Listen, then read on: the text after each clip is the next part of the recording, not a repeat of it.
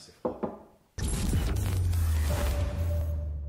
Salut les prodiges, ici John de Side Business, l'agence qui est là pour vous aider à doubler vos revenus sans avoir besoin de quitter votre CDI. Thématique du jour, Airbnb. Cette fois, on va parler de mettre en ligne son annonce sur Airbnb. C'est-à-dire partager votre logement, que ce soit votre résidence principale ou une résidence secondaire qui est dédiée à la location. Comment je fais à partir du moment où j'ai décidé de mettre mon bien à la disposition de toute personne qui veut l'exécuter, une réservation pour de la courte durée via le fameux, le bien reconnu site Airbnb. Avant que j'entame et que je rentre dans le cœur du sujet, encore une fois, je vous demande d'aller cliquer sur le petit pouce bleu qui est en dessous de la vidéo, de vous abonner, aller dans la description, vous inscrire au travers du lien https://side-business.fr à la lettre de 2 salariés riches que sont Mike et moi-même. On vous envoie 2 fois par semaine des contenus qui vous permettent d'aller plus loin et des astuces qui vous permettent de réussir justement à doubler vos revenus sans avoir besoin de quitter votre CDI. Allez, on passe directement sur le cœur du sujet. On va aller directement sur le site de Airbnb, ce sera le mieux pour pouvoir vous expliquer ça. Et je vais donc créer une annonce. Alors faites pas attention, là j'ai mes recherches pour le prochain voyage. Ah, Bali, j'ai si hâte. Ah, le mois de mai, c'est encore loin. Bref, on va cliquer sur publier une annonce, donc faites pas gaffe, il y a des anciennes annonces à moi.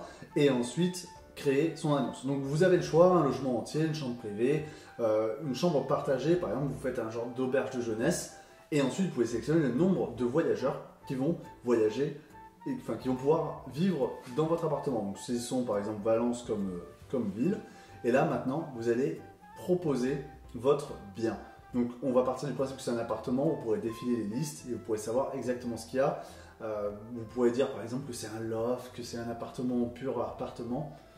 Et là, point important numéro 1, puisque c'est un élément qui est filtrable, vous devez dire si c'est un logement entier, une chambre privée ou si c'est une chambre partagée. Donc ça c'est vraiment important parce que certains voyageurs comme moi prennent dans le cadre de déplacements professionnels ou parce qu'ils viennent avec leur famille uniquement des logements entiers, ou d'autres cas où quand je voyage à l'étranger seul, je vais plutôt aller sur la chambre partagée pour être avec des gens comme en auberge de jeunesse et réduire les coûts si j'ai envie d'aller à coût réduit. Et ensuite, comme vous le voyez juste avant, vous pouvez dire si c'est aussi chez vous ou si c'est uniquement dédié à la location. Bref, là vous indiquez le nombre de voyageurs qui peuvent venir dans votre logement. Là, on va partir du principe que c'est un studio, donc on va mettre 2 voyageurs qui peuvent dormir dans un lit double et qu'il y a, en fonction, 1 ou 2 lits. Là, je vais marquer qu'il n'y a qu'un seul lit vu qu'on est dans un studio pour 2 voyageurs. Mais si vous avez par exemple un T2 avec une chambre à part et un lit double et un clic-clac dans la pièce principale, comme c'est le cas dans pas mal de logements, vous pouvez mettre 4 voyageurs. Et là, vous expliquez aussi d'autres types de lits que vous pourriez avoir. Je mets matelas gonflable juste pour l'histoire. Airbnb vient de là. En fait, les fondateurs de Airbnb devaient tout simplement gagner un peu plus de thunes pour pouvoir vivre leur vie. Et ils ont décidé de prendre un matelas gonflable dans leur appartement. Je crois que c'était à San Francisco qu'ils étaient. Et ils ont commencé à le louer. Vous pouvez ensuite sélectionner le nombre de salles de bain que vous avez. En général, vous en avez au moins une, 0,5 si vous avez un point d'eau. Et vous cliquez sur continuer. Là, vous devez précisément situer votre logement. L'adresse ne sera pas précisée sur l'annonce. Évidemment, cette partie-là est faite pour que votre logement soit géolocalisé sur une carte et qu'un voyageur puisse facilement voir où est-ce qu'il va aller sur une carte lorsqu'il va faire sa réservation. Évidemment, l'adresse sera communiquée que s'il réserve et qu'il a payé, pas à un autre moment. Donc, par exemple, tapons France, avenue Victor Hugo à Valence, je prends ça complètement au hasard. Une information complémentaire, c'est l'appartement E23. Et là, on valide et Airbnb va automatiquement aller chercher un endroit pour positionner le point sur la carte. Alors là, j'ai eu un bug de connexion d'ailleurs. Hop, voilà, c'est bon, c'est revenu. Donc, ça passe le repère à un endroit, donc un boulevard Victor Hugo. Vous pouvez déplacer légèrement le repère. Si par exemple vous êtes à l'arrière d'une cour, vous pourriez marquer que c'est plus à l'intérieur. Ou si vous avez une casa sur la plage, vous pourriez carrément mettre votre repère sur la plage et vous validez. Ensuite, ça c'est important pour les voyageurs, ça leur permet de connaître tous les agréments dont ils vont pouvoir jouir pendant leur voyage. Bien sûr, il y a des incontournables qu'il faut penser à mettre. Tout le monde a une télévision chez soi, ou presque, une entrée, le Wi-Fi, ça paraît maintenant incontournable. Les draps, serviettes, etc. c'est un grand confort que les gens apprécient. Ça vous demande de faire une machine, mais vraiment ça change la donne et vous le verrez plus tard, vous pouvez le facturer au travers des frais de ménage. Donc vous continuez. Cette partie-là, quels espaces peuvent être utilisés pour les voyageurs? Ça dépend de la catégorie de votre logement, mais si par exemple vous êtes sur un logement partagé, vous n'avez pas coché la même catégorie. Donc, par défaut, vous cochez ce que vous avez, une cuisine, une pièce à vivre.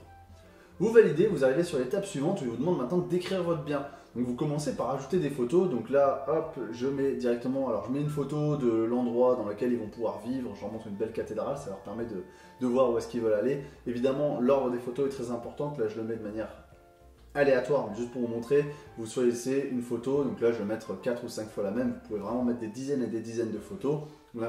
L'important c'est plutôt de montrer votre logement avec une belle photo, la pièce de vie, une belle photo de la pièce de vie en numéro 1. Et après vous mettez tous les autres, puis les endroits sympathiques à voir autour, ça peut être intéressant. Page d'après, vous devez décrire votre logement. Donc là, je vous écris un petit texte au hasard. J'ai préenregistré, parce que c'est pour ça que vous ne me voyez pas écrire, mais j'ai préenregistré cette vidéo. Donc vous expliquez un texte pour vendre, tout simplement, vendre votre appartement. Vous pouvez ajouter des informations. Là, je prends un exemple, c'est tout bête, mais il faut y penser. Des personnes à mobilité réduite, si l'appartement est au 2e étage sans ascenseur, ce ne sera pas évident pour eux d'y aller.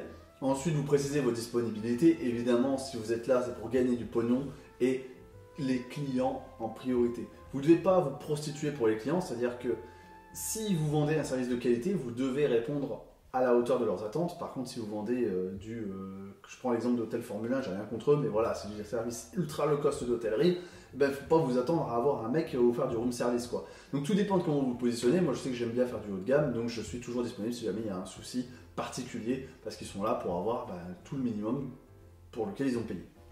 Donc vous pouvez donner des informations sur le quartier, si par exemple vous êtes en centre-ville, s'il y a des points importants, s'il y a un nightclub pas loin parce que votre appartement est top pour faire la fête.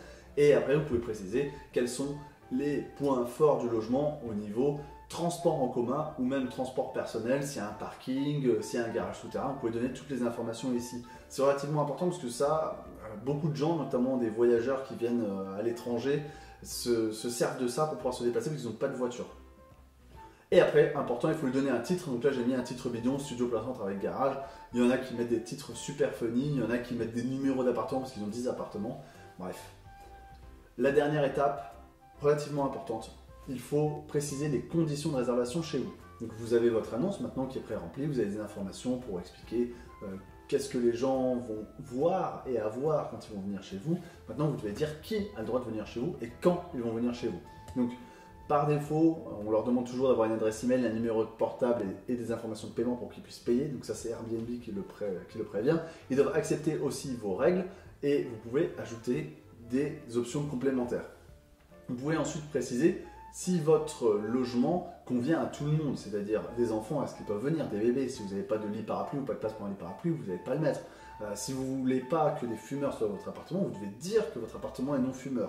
Et vous pouvez ajouter des règles, là je prends l'exemple, ne pas donner à manger aux pigeons qui sont sur le toit, c'est tout à fait aléatoire, mais vous pourriez avoir des règles très spécifiques liées à votre appartement. Alors là, j'ai pas d'idée, dans cet appartement il n'y a rien qui me vient, mais ça pourrait être par exemple, merci de ne pas vous pendre aux poutres. C'est un truc tout con, mais voilà, vous pouvez y penser, merci de ne pas fixer un hamac sur les poutres. C'est des trucs idiots, mais si quelqu'un arrive avec un hamac et qu'il le fixe sur la poutre et qu'il fait s'effondrer le toit, vous aurez l'air malin. Donc voilà, vous pouvez rajouter des règles, c'est vous qui décidez. Et évidemment, il faut donner quelques informations s'il y en a dans votre logement pour être certain que les utilisateurs ne soient pas surpris. Est-ce qu'il y a des marches ou des escaliers? Par exemple ici, c'est un T2. Si j'avais des problèmes pour monter les escaliers, admettons que c'est au rez-de-chaussée, bon, il est au dernier étage, il y a un escalier pour monter à la chambre. Alors il y a une autre chambre là, donc c'est plutôt un T2 bis puisque c'est assez ouverte. Peu importe, donner ces informations. Si par exemple il y a une caméra de surveillance, dire qu'il y a une caméra de surveillance, pas que les gens arrivent et voient une caméra, il faut que vous leur expliquiez ce que c'est, pourquoi elle est là, à quoi elle sert et où sont et où vont les images. Désolé, j'ai frappé à plusieurs reprises sur la table, j'espère que ça n'a pas trop pourri la vidéo pour vous. Donc, bref, expliquez ces éléments-là, dites s'il y a des animaux de compagnie, si vous partagez le logement avec eux. Pour le coup, à un moment donné, moi au tout début quand j'ai commencé Airbnb, c'est mon propre logement que je louais, il y avait des poissons, donc j'expliquais aux gens qu'il y avait des poissons dans l'appartement, même s'ils venaient là qu'un week-end, si jamais, je sais pas, ils ont peur des poissons, il fallait les informer. Et ensuite vous validez, et là vous avez le récapitulatif de vos règles qui s'affichent. Vous voyez bien que ce que vous avez écrit est venu s'ajouter dans la liste et permettra à tous les voyageurs de connaître le règlement et ils devront absolument l'accepter pour que ça puisse fonctionner. Ensuite, quelques biscuits de sagesse aussi. Ça c'est important, vous pouvez choisir que les gens juste cliquent, réservent si le logement est disponible, eh bien ils payent et ils sont admis. Ou alors vous pouvez aussi choisir en cliquant sur ce que j'ai survolé avant, je souhaite examiner chaque demande, c'est-à-dire que les gens ne pourront pas réserver sans votre accord. Ça c'est important, surtout quand vous commencez pour vous rassurer. Sachez que pour ma part, ça va faire peut-être 3 ans que j'expérimente Airbnb, j'ai jamais eu le moindre souci dessus, si ce n'est un verre cassé ou voilà, 2-3 problématiques, la télé fonctionne plus, la lunette des chiottes s'est abîmée, vraiment mais jamais de problème extrême. Donc c'est plutôt rassurant comme plateforme, en tous les cas ils sont vraiment à votre disposition et sont là pour vous aider. Ensuite vous devez donc leur préciser vos circonstances d'hébergement et vos disponibilités. Là, ils vous préparamètrent certains éléments. On va partir du principe, comme vous êtes sur cette vidéo, vous n'avez jamais créé d'annonce Airbnb, donc on va dire qu'on n'en a jamais mis en ligne et que vous voulez héberger de manière modérée. Donc là, ils vont vous faire des suggestions. Par exemple, vous dire, je veux que le calendrier soit bloqué au moins 2 jours à l'avance quand... si par exemple, aujourd'hui, nous sommes mercredi quand vous avez regardé cette vidéo, les gens ne pourraient pas réserver pour jeudi, vendredi, ils peuvent arriver que samedi. Comme ça, si je reçois une réservation aujourd'hui, j'ai 2 jours pour m'occuper de les recevoir, vu que je ne suis pas un grand habitué. Ça, c'est important, ça vous permet de prendre du recul, surtout si vous n'êtes pas un habitué avec un service autonome, une femme de ménage, etc., qui peut réagir en moins de 24 heures. Après, vous devez définir pendant combien de temps votre appartement est disponible par définition. Donc là, on va partir du principe qu'il est indisponible par défaut, puisque c'est une fausse annonce, je ne voudrais pas que quelqu'un réserve si jamais je l'active. Et vous pouvez dire, j'ai une visibilité sur 1 mois, donc je laisse les gens réserver pendant au moins 1 mois ou à durée indéterminée, ou alors je veux ouvrir précisément les dates. C'était notre cas, Mike et moi, on louait notre appartement quand on était en trajet professionnel, donc on ouvrait spécifiquement ces dates et on attendait qu'une réservation tombe. Après, vous devez dire le délai pour lequel vous voulez des voyageurs. Est-ce qu'ils doivent venir au moins 2 nuits chez vous ? Parce que ça vous demande trop de boulot d'avoir des gens que pour une nuit, donc vous voulez qu'ils viennent au moins 2 nuits. Et est-ce qu'il y a une durée maximum? C'est-à-dire, je ne veux pas que les voyageurs restent plus que 7 jours chez moi, parce que au-delà de 7 jours, j'ai des remises qui sont prévues, et j'ai pas forcément envie de remiser. Moi, je sais que je peux traiter 4 demandes dans le mois, et mettre 7 jours, 7 jours, 7 jours, 7 jours, et toucher un max de pognon. Et à partir de là, ça va vous générer votre calendrier. Donc là, il était vide, il a fallu que j'ouvre une date, puisque j'avais marqué tout bloqué indéfiniment, pour pouvoir réaliser le pricing. Donc, faire le prix de votre appartement, vous allez avoir des suggestions de Airbnb. Je vous conseille pas toujours de les suivre.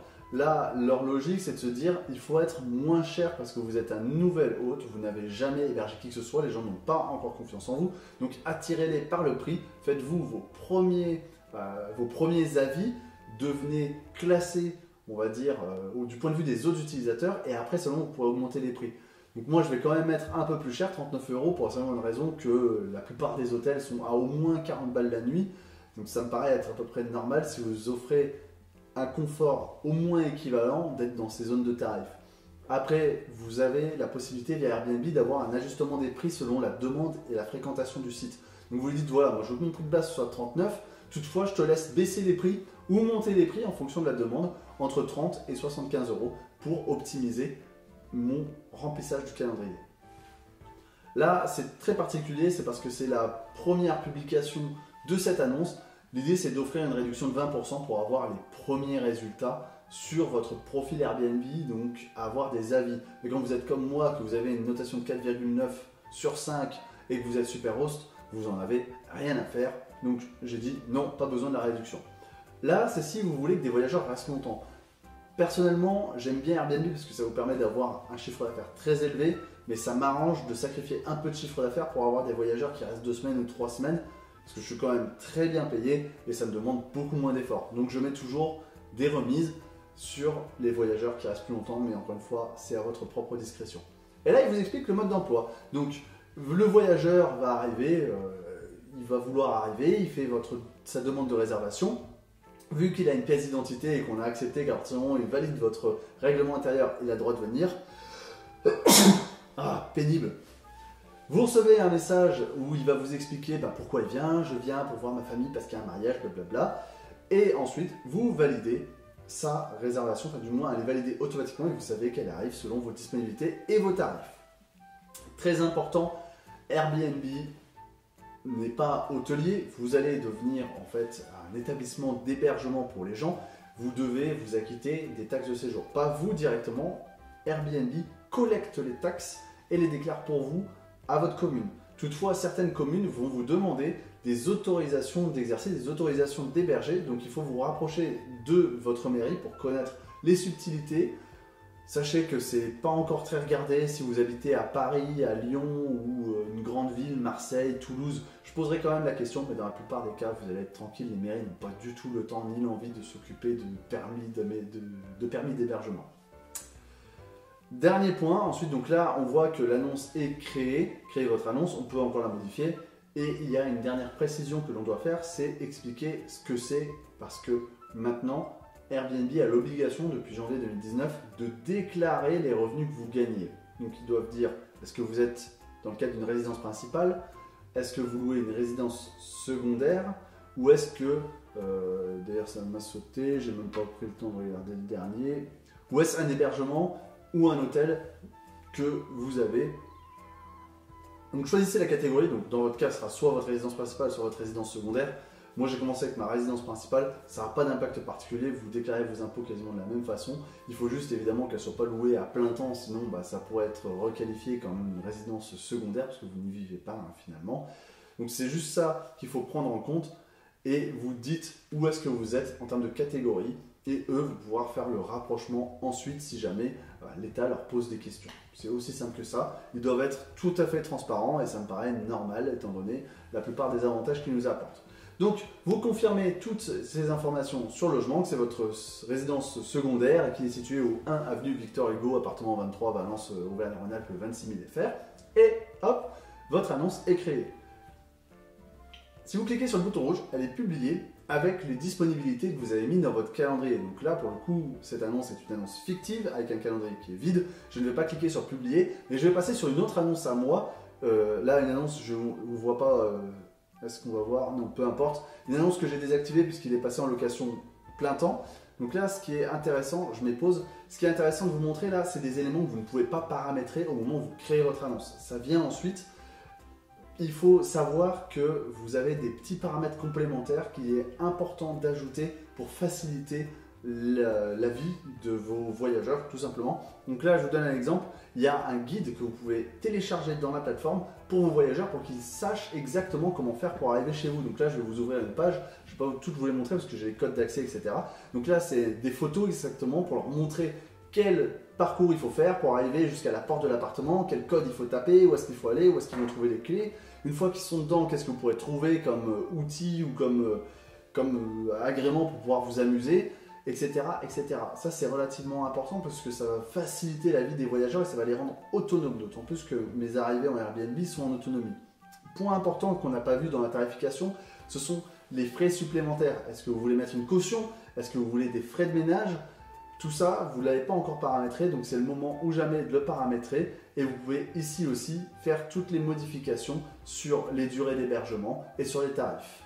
Voilà les prodiges, on arrive au bout de cette vidéo. J'espère qu'elle vous aura plu, qu'elle vous aura au moins permis de comprendre comment est faite la plateforme, comment on fait pour mettre en ligne une annonce pour la première fois. Vous avez vu, c'est quand même relativement simple, c'est guidé pas à pas, mais dans le cas où vous poseriez quelques questions de comment remplir telle ou telle case, vous avez maintenant la réponse. N'hésitez pas dans les commentaires à écrire vos questions qui pourraient être encore rémanentes par rapport à cette vidéo. Si vous vous demandez comment faire ci ou ça, ou la pertinence d'écrire telle ou telle chose, je me ferai un plaisir d'y répondre. Ou Mike, puisqu'il a aussi fait beaucoup de Airbnb, puis en plus lui étant à Paris, je peux vous dire qu'en même pas 10 nuits, il payait largement son mois.